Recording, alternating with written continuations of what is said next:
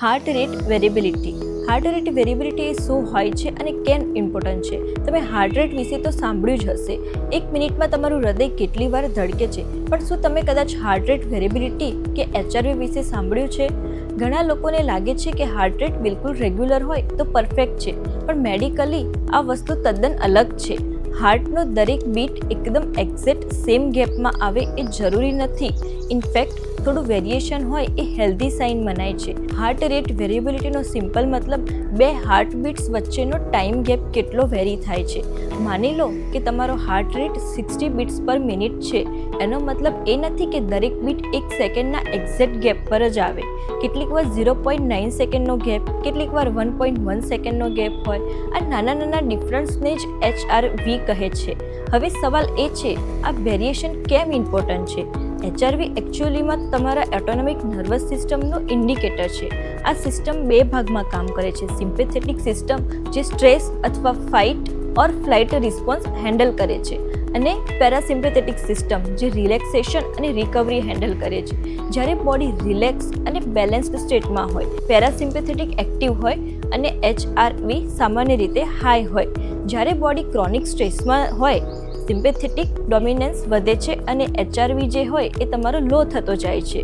Simple ભાષામાં કહીએ તો હાઈ HRVનો મતલબ છે કે બોડી એડેપ્ટેબલ છે, સ્ટ્રેસ હેન્ડલ કરી શકે છે અને રિકવરી કેપેસિટી સારી છે. લો HRVનો મતલબ કે બોડી તમારી કોન્સ્ટન્ટ સ્ટ્રેસમાં રહે છે. એથ્લેટ્સના એક્ઝામ્પલથી સમજીએ. ટ્રેન્ડ એથ્લેટ્સમાં HRV યુઝ્યુઅલી હાઈ હોય છે, કેમ કે હાર્ટ અને નર્વસ સિસ્ટમ બહુ એડેપ્ટેબલ હોય છે. પણ જો એથ્લેટ ઓવર ટ્રેનિંગ કરે કે એડેક્વેટ સ્લીપ ના લે તો HRV ઘટી જાય છે.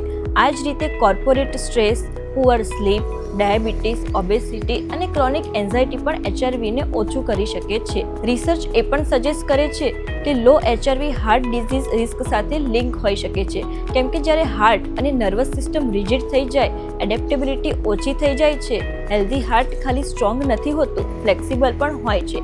HRV આ ફ્લેક્સિબિલિટીનો ઇન્ડિકેટર છે. આજકાલ સ્માર્ટ વોચિસ અને ફિટનેસ બેન્ડ્સ HRV મેઝર કરે છે, પણ એક ઇમ્પોર્ટન્ટ વાત એ છે કે HRVનો નંબર દરેક વ્યક્તિ માટે અલગ અલગ હોય છે. કોઈ યુનિવર્સલ પરફેક્ટ નંબર નથી હોતો.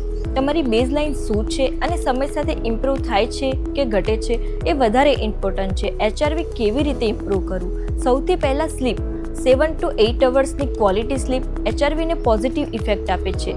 બીજું, રેગ્યુલર મોડરેટ એક્સરસાઇઝ, ખાસ કરીને એરોબિક એક્ટિવિટી. થર્ડ વન છે સ્ટ્રેસ મેનેજમેન્ટ, જેમ કે deep breathing, meditation, pranayama. Research જણાવે છે કે slow, control breathing, parasympathetic activity એ એક્ટિવેટ કરે છે, જે HRV ઇમ્પ્રૂવ કરવામાં મદદ કરે છે. પ્રોપર હાઇડ્રેશન અને બેલેન્સ્ડ ડાયટ પણ ઇનડાયરેક્ટ રોલ પ્લે કરે છે. એક ઇન્ટરેસ્ટિંગ વાત એ છે કે કેટલીક વાર રેસ્ટિંગ હાર્ટ રેટ નોર્મલ હોય છે, પણ HRV લો હોય છે. મતલબ સરફેસ પર બધું નોર્મલ લાગે છે, પણ નર્વસ સિસ્ટમ સ્ટ્રેસમાં હોઈ શકે છે. એટલે જ HRVને એક ડીપર રિકવરી માર્કર માનવામાં આવે છે. પણ યાદ રાખો, HRV એક સપોર્ટિવ માર્કર છે, એ ડાયગ્નોસિસ નથી.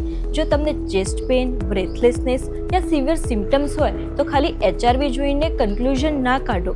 પ્રોપર મેડિકલ ઇવેલ્યુએશન જરૂરી છે. હેલ્ધી હાર્ટ ખાલી સ્ટ્રોંગ પમ્પિંગ ના કરતું હોય, પણ સ્ટ્રેસ અને રિલેક્સેશન વચ્ચે સ્મૂધલી સ્વિચ પણ કરતું હોય છે. HRV આ સ્વિચિંગ કેપેસિટીનું મેઝર છે. જો તમને આ જાણકારી યુઝફુલ લાગી હોય તો વિડીયોને લાઇક કરો, તમારા ફેમિલી અને ફ્રેન્ડ્સ સાથે શેર કરો, અને બીપી, હાર્ટ હેલ્થ યા ડાયાબિટીસ સંબંધિત તમને કોઈ પણ ડાઉટ્સ હોય તો કોમેન્ટ્સ બોક્સમાં જણાવો. આવી જ વેલ્યુએબલ હેલ્ધી ઇન્ફોર્મેશન માટે ચેનલને હમણાં જ સબસ્ક્રાઈબ કરો. ધન્યવાદ.